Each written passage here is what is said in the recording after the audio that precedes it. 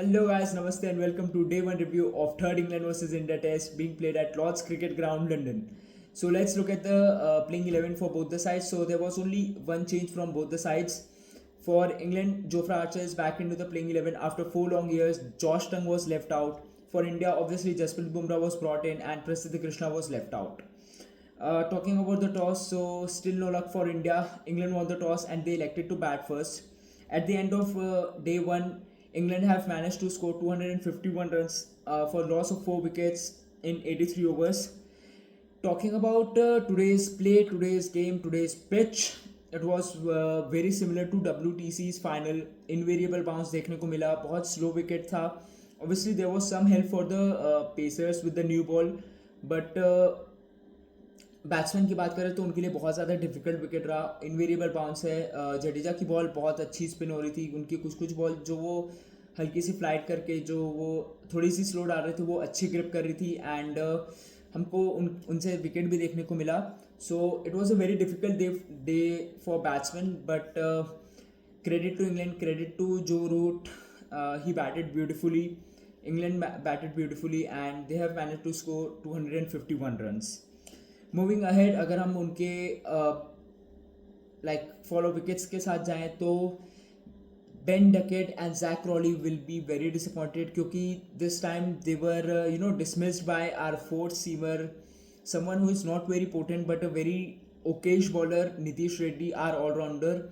Specially Ben Duckett बहुत ज़्यादा disturbed होंगे, बहुत ज़्यादा डिसअपॉइंटेड होंगे क्योंकि एक बहुत ख़राब सी बॉल थी. इट वॉज जस्ट शॉट उनके रिब्स हाइट में थी, डाउन द लेग थी and he just nicked it and it was a good catch by Rishabh Pant. Zak Crawley again एक उनको थोड़ा सा हमको स्टार्ट देखने को मिला उनकी तरफ से, लेकिन अगेन वो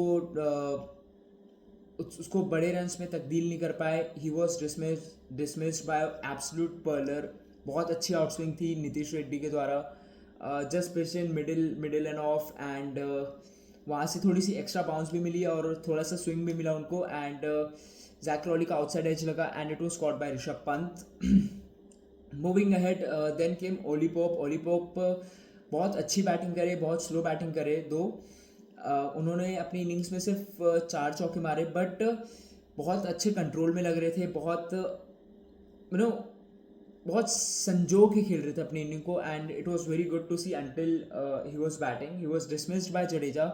जैसे कि मैंने पहले भी वीडियो में बताया कि जडेजा की बॉल बाद में थोड़ी सी ग्रिप करने लगी एंड एक वैसी ही डिलीवरी में आउट हुए. He was trying to play a drive, outside edge लगा and this time it was a very good catch by Dhruv Jurel जो पंत को रिप्लेस करे ड्यू टू पंत इंजरी.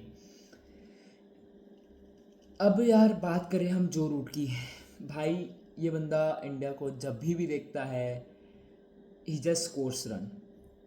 जो Root has yet again scored his 13th 50 versus India alongside his 10 hundreds. He is on 99 and I am sure वो 13th 50 को 11th 100 में आराम से तब्दील कर ही लेंगे. And he has scored more than 3,000 runs against India now, which is most by any batsman in the history of cricket. So credit to Joe Root. बहुत अच्छी बैटिंग करी. He has been England's best batsman in their last 50-60 years or maybe in their history. So yeah, credit to him. He batted amazingly. बहुत tough wicket था जैसे मैंने पहले भी बोला. इनवेरिएबल बाउंस देखने को मिला, लैटरल मूवमेंट देखने को मिल रहा है हमको इस पिच में. जडेजा की बॉल ग्रिप कर रही है and Root was that one player जो इंग्लैंड की इनिंग को संभाले रखे हैं and he is just doing his job यार. जो उनसे एक्सपेक्ट किया जाता है, जो उनको रिस्पॉन्सिबिलिटी दी जाती है, he is just doing that and yeah it is very good to see someone like Joe Root bat. He is just amazing यार. देन अगर हम डिसमिसल की बात करें देन हमको बुमराह के डिसमिसल की तो बात करनी ही चाहिए. बुमराह ने हैरी ब्रुक को डिसमिस किया. It was an absolute peach of delivery. बहुत अच्छी इन स्विंग थी and Harry Brook was clean bowled. Harry Brook के तरफ से हमको एक पैटर्न देखने को मिल रहा है कि जब भी बॉल पिच करके इन स्विंग होती है हैरी ब्रुक उसमें फंस जाते हैं. ऑब्वियसली थोड़ा सा क्रॉस आके खेलते हैं. His right leg is on the off stump so उनका पूरा स्टम्प कवर हो जाता है एंड इवन समटाइम्स उनका लेग स्टम्प भी दिखता है. सो जो इन स्विंग जो डिलीवरी है या फिर जो बॉल जो सीम इन हो रही है उसमें वो आउट होते दिख रहे हैं हमको. लास्ट टेस्ट में उनको आकाशदीप ने दोनों इनिंग में वैसे आउट किया, दिस टाइम जसप्रीत बुमराह ने उनको वैसे आउट किया.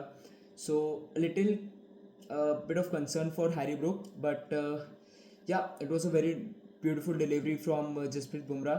And Bumrah again he is that one bowler जो अभी तक रन लीक नहीं करे इंडिया के साइड से. आज भी उन्होंने 2 के रन रेट से कम से रन दिए एंड ही हैज़ बोल्ड बहुत अच्छे अच्छे स्पेल डाले. He has bowled some magnificent deliveries and दो थोड़े से अनलकी रहे हैं, but yeah he is looking in good rhythm and that's a very good sign for India.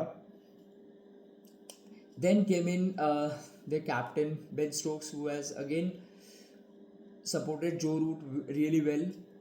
Their partnership is currently 79 runs of 170 deliveries, and it is still ongoing, which is an alarming concern for India. India needs to dismiss either one of this batsmen early on day 2, cause अगर ये दोनों खेल गए then we can easily see them scoring in excess of 400-450 runs, and that would be